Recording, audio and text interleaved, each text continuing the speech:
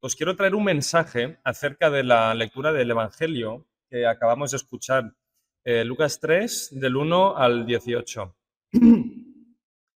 Quisiera empezar con una reflexión sobre la importancia de conocer la expectativa que tenían los judíos acerca de la venida del Mesías.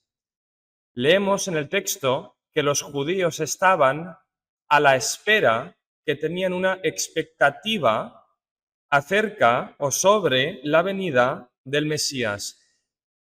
Es fundamental entender la naturaleza de esta expectativa. Es fundamental entender el contenido de esta esperanza judía que tenían en el Mesías. Yo me temo que muchos cristianos evangélicos del siglo XXI, si existiera una máquina del tiempo y fueran transportados al Israel del primer siglo y les dijeran a los judíos cuál es la esperanza en el Mesías, los judíos se escandalizarían.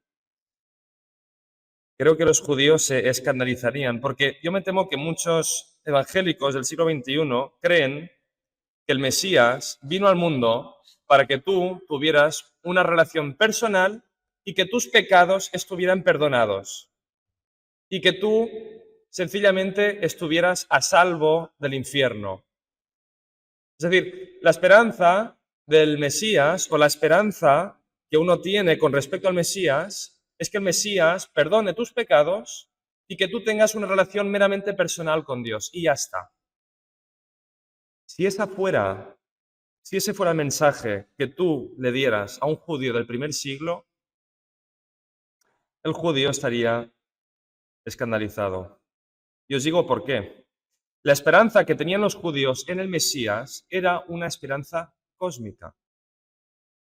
A día de hoy se hace mucho hincapié en la relación personal con Dios, pero en el primer siglo los judíos esperaban que el Mesías deshiciera los efectos de la caída. Reitero, los judíos del primer siglo, la esperanza que tenían en el Mesías es que el Mesías deshiciera, desmantelara los efectos de la caída. Y la caída es un efecto no meramente personal, sino cósmico, universal. La caída tiene repercusiones universales, cósmicas. Los judíos esperaban que el Mesías fuera una especie de guerrero, porque al final la caída no es nada más que la instauración del reino de las tinieblas. Es la potestad del mal, es la potestad de la crueldad, del pecado. El Mesías debía ser alguien que derrotara este reino. Entonces, con esto en mente, quiero que ahora pasemos a analizar el contenido de este anuncio que hace Juan el Bautista sobre la llegada del Mesías. Ya que hemos establecido que esta esperanza en la venida del Mesías tenía que ver con el hecho de derribar los efectos o el reino de la caída, pasemos a ver cómo exactamente el Mesías iba a restaurar el reino de Dios, porque el reino de Dios no deja de ser la respuesta divina a la potestad del mal. El reino de Dios es la voluntad de Dios hecha en la tierra. El reino de Dios es el hecho activo de derribar los efectos de la caída. Pero la pregunta que hay que hacerse es cómo exactamente se logra la venida y la instauración del reino de Dios. Juan el Bautista nos da una pista. La pista es la siguiente. Hay que rehacer, hay que restaurar las relaciones humanas. Pensemos en el Génesis. Los efectos inmediatos de la caída son cósmicos, es decir, afectan a los animales, afecta a la serpiente, pero afecta sobre todo a las relaciones humanas. Es decir, la primera gran tragedia que sucede en el seno de las relaciones humanas es el fratricidio de Caín y Abel, ¿verdad? Y ese es un efecto inmediato de la caída, es decir, es la enemistad, es la hostilidad entre el hermano y su hermano. Para rehacer o para derribar los efectos de la caída hay que restaurar la relación del prójimo con el prójimo. Hay que restaurar las relaciones humanas. Es por eso que Juan el Bautista nos dice: haced frutos dignos de arrepentimiento y no comencéis a decir dentro de vosotros mismos: tenemos a Abraham por padre, porque os digo que Dios puede levantar hijos a Abraham aún de estas piedras. ¿Qué significa esta parte de la lectura? Los judíos podrían haber pensado: nosotros somos los herederos, somos los descendientes de Abraham, tenemos fe en el Dios de Abraham, de Isaac, de Jacob, y por lo tanto no nos tenemos que preocupar. Si nosotros al fin y al cabo estamos a salvo, somos el pueblo elegido de Dios. Pero, ¿qué está diciendo Juan el Bautista? Juan el Bautista fundamentalmente les está diciendo a los judíos que la fe no basta. Dios podría levantar hijos de Abraham de en medio de las piedras. La fe no basta. Santiago, en su epístola, dice algo parecido. ¿Tú crees que Dios es uno? Bien haces. También los demonios creen y tiemblan. Y os diré una cosa. Si para entrar al cielo habría que creer que Jesús es el Hijo de Dios, Satanás sería el primero en entrar. Si para entrar en el cielo hubiera solamente que creer que Jesús es el Hijo de Dios y tener fe en Él como en el Salvador, Satanás sería el primero en entrar y los demonios juntamente con Él. Pero la fe no basta. Y este es el mensaje que Juan el Bautista les transmite a los judíos. El mensaje es arrepentimiento. El mensaje es arrepentimiento. Porque el reino de Dios es una llamada. El reino de Dios es una llamada a la acción.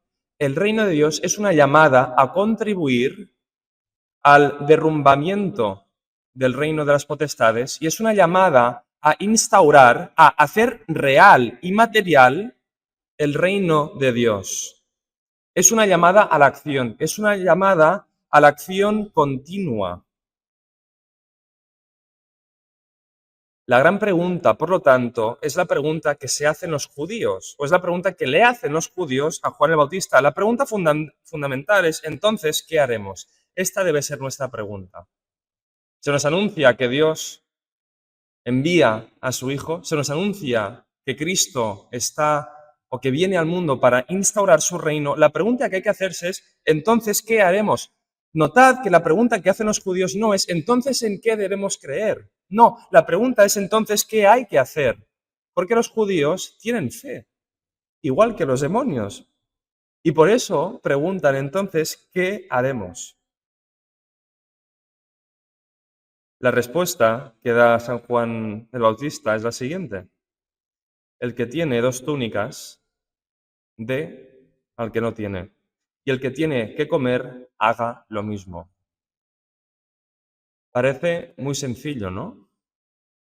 Parece muy sencillo. El que tiene dos túnicas, dé al que no tiene, y el que tiene que comer, haga lo mismo. En el fondo, lo que estamos leyendo en este texto es la dinámica que debe mover la vida del cristiano.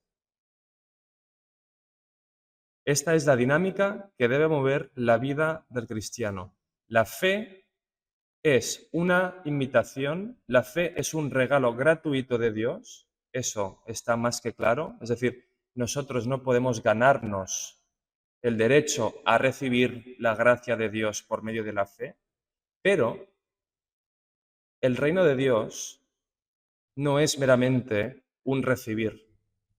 El reino de Dios consiste en dar. El reino de Dios consiste en compartir, consiste en extender, consiste en instaurar. Y es por eso que la llamada a la cual debemos responder es a la llamada del don hacia el otro. El don no es otra cosa que un regalo. Y es por eso que Juan el Bautista nos dice, dad, si tenéis, dad al que tiene necesidad. Como he dicho al principio, el reino de Dios consiste en deshacer los efectos de la caída. uno de los efectos es la enemistad entre las personas. ¿Cómo se instaura el reino de Dios? ¿Cómo se deshace este efecto de la caída? Se deshace mediante la caridad. Se deshace mediante el amor. San Pablo, en la primera epístola a los Corintios, perdón, nos dice que nuestra fe está de alguna forma velada, es decir, nuestra visión de las cosas está velada porque vivimos en el mundo terrenal y no somos capaces de percibir con demasiada claridad las realidades espirituales. Y es por eso que nos dice que prevalecen las tres virtudes teologales. ¿Ok? Las tres virtudes teologales son la fe, la esperanza y la caridad. Faith, Hope and Charity. Fe, esperanza y caridad. ¿Cuál es la mayor de ellas? La caridad. La mayor de ellas es la caridad. La mayor de ellas es la caridad. Es decir, la caridad es una respuesta que nosotros damos a la fe que nos es dada. Recibimos la fe, pero como respuesta ofrecemos caridad. Ahora, os estaréis preguntando, ¿todo esto qué tiene que ver con Jesús? ¿No? Porque al final el reino de Dios es el anuncio del reino de Cristo. Yo no sé dónde escuché o leí, creo que lo escuché, lo que pasa es que no me acuerdo de dónde exactamente. Escuché que lo que Jesús nos pide no es nada que Él ya haya hecho. Lo que Jesús nos pide no es nada que Él no haya hecho. Entonces, esto de la caridad, esto de dar al prójimo vulnerable, de darle al pobre, de darle al necesitado, ¿qué tiene que ver con Cristo? Hay una canción preciosa que yo cantaba de pequeño en mi iglesia, en Vilassar, que citaba un versículo de Filipenses y quisiera citarlo para ver o para explicar qué tiene que ver todo esto con Cristo. Un verso de Filipenses, el cual, refiriéndose a Cristo, siendo en forma de Dios, no estimó el ser igual a Dios como cosa a qué aferrarse, sino que se despojó a sí mismo, tomando forma de siervo. ¿Ok? Claro, ¿qué significa esto? Es decir, ¿cuál es la caridad a la que estamos llamados a vivir? Estamos llamados a vivir la caridad de Cristo. Estamos llamados a vivir el amor de Cristo, el cual, despojándose de su riqueza, nos la ofrece a nosotros. Es decir, la riqueza en la que Cristo habitaba en las alturas con el Padre y el Espíritu, Él se despoja de su riqueza para entregárnosla a nosotros. De alguna forma, nosotros estamos llamados a ser cristificados, a ser imitadores de Cristo y a despojarnos de toda la riqueza que tengamos y ofrecerla al que más la necesite. No estamos llamados a hacer nada que Cristo ya no hizo. Pero ¿es este el mensaje? ¿O es este el punto que quisiera que nos quedáramos? Porque en nuestra tradición protestante, con todas sus virtudes, creo que ha habido recientemente una insistencia demasiado exagerada en la fe. Con esto no digo que la fe no sea necesaria, lo es, pero parece ser a veces que la fe sea lo único que debemos tener para ser salvos. Pero si nos fijamos, por ejemplo, en Mateo 25, Jesús, el Hijo de Dios, nos dice qué sucederá en el día del juicio final. Mateo 25, ¿os suena la escena? ¿Os suena la escena? Mateo 25. ¿Cuál es la condición para ser salvo en la escena que Cristo describe? ¿Es la fe? ¿Os suena? ¿Es la fe? ¿Sí o no? ¿Sí? Daniel, ¿tú crees que sí? No, no es la fe. No es la fe. No es la fe. Cristo dice, todo cuanto hagas al más pequeño de estos hermanos, es decir, el más pobre, el más vulnerable, el más necesitado, todo eso me lo habrás hecho a mí. Es decir, la fe es la primera condición para entrar en el reino de Dios, pero luego necesitamos responder a esa llamada. Necesitamos responder con qué virtud, con la caridad, con el amor. Es decir, en el juicio final, Cristo mismo nos lo dice, no nos pedirá, no nos preguntará si tenemos fe o no. El diablo tiene fe, nos pedirá que qué habremos hecho a favor del reino de Dios. Y concretamente nos pedirá si hemos sido caritativos, si hemos amado al prójimo. El amor es la respuesta lógica al don gratuito de la fe, pero es una respuesta que debe nacer de nuestra libre voluntad. Esto también es un misterio, porque si el amor de Dios es tan potente, nosotros podríamos decir que nos sentiríamos irresistiblemente llamados a responder con caridad. Aquí hay un misterio en el cual no quiero entrarme, pero lo que está claro es que hay que responder con la caridad. Y esta es la buena nueva que Juan el Bautista vino a anunciar. La buena nueva es que Cristo viene para instaurar su reino y que nosotros estamos llamados a participar. Entonces, pregúntate en el seno de tu interioridad, en el seno de tu intimidad, ¿qué haces tú para contribuir al reino de Dios? ¿Cuándo fue la última vez que viste a un necesitado y te paraste para ayudarle? ¿Cuándo fue la última vez que le ayudaste al pobre? ¿Cuándo fue la última vez que viste en el pobre una oportunidad para extender la caridad de Cristo? ¿Cuándo fue la última vez? Otra pregunta que puedes hacerte es, cuando ves al pobre, ¿cómo reacciona tu corazón? ¿Te detienes a mirarlo o pasas de él? Como pasaron, como pasaron del pobre el levita en la parábola del buen samaritano.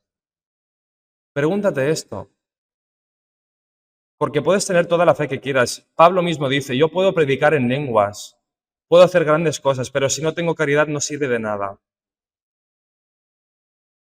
Termino con una anécdota personal. Hasta ahora os podrá haber parecido que yo soy aquí un gran caritativo, pero no lo soy, no lo soy. Tengo que admitir que no lo soy. Me cuesta mucho. Mira, el viernes, esto Eric lo sabe, el viernes hice de guía turístico en Tossa de Mar con un grupo de alumnos americanos, muy majos todos. Y al final me dieron una propina que yo, bueno, creo que no me merecí. Creo que no me merecí la gran propina que me dieron. No porque no lo hiciera bien, Eric, tranquilo, no porque no lo hiciera bien, pero porque, bueno, porque fueron muy generosos. Y yo dije, ostras. Al cabo de 10 minutos, 10-15 minutos, paseando por Barcelona, que es algo que me encanta hacer, me vino un hombre y me preguntó, ¿me podrías invitar a un trozo de pizza? No os voy a mentir, yo pasé de él, pasé de él. Le dije, no, lo siento. Dije, lo siento, para hacerme pasar por amable, pero lo ignoré, lo ignoré. Después de haber recibido algo que, según mi parecer, yo no merecía. Un trozo de pizza, nada, 5 euros. Mm, y pasé de él. Ah, pero luego volví. Volví porque dije, claro, yo estaba pensando un poco en el sermón y dije, ¿cómo puede ser que yo después de recibir algo que creo que no merezco, rechace el hecho de ayudarle a alguien que tendrá hambre? Era un sin techo. Lo más probable es que fuera sin techo. No conozco exactamente su situación, ¿no? Pero lo más probable es que fuera sin techo. Y al final, bueno, le invité a cenar, ¿no? Esto no lo digo para jactarme de mi virtud de mi caridad, porque es diminuta. Pero lo pensé y dije, ostras, esto es algo en que debo mejorar, porque lo llevo muy mal, lo llevo muy mal. Y yo os animaría a que, ostras, a que os pararais a reflexionar en lo que hacéis vosotros a favor del más necesitado. Porque las palabras de Cristo son verdad. Y Cristo mismo nos dice que en el día del juicio final Él nos juzgará en base a lo que hayamos hecho a favor del más necesitado. Es así de simple. Él sabrá si tenemos fe o no, pero Él nos juzgará en base a lo que hayamos hecho. Y esto es muy fuerte. Esto es muy fuerte. Yo no juzgo a nadie, yo solo me juzgo a mí mismo. Y yo peco mucho porque no tengo un corazón no demasiado caritativo. Pero esta es la exhortación de Cristo.